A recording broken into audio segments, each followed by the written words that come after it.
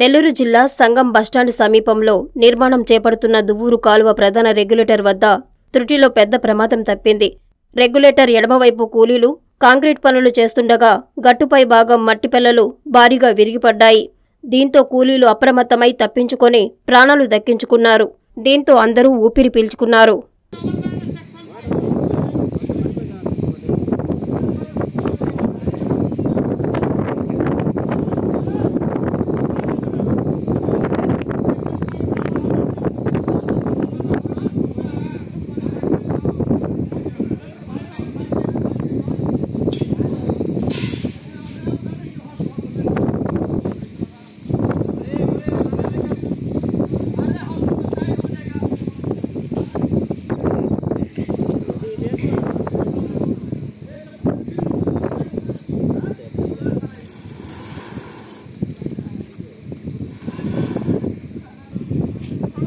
secretary చెప్పకుండా పెట్టించిన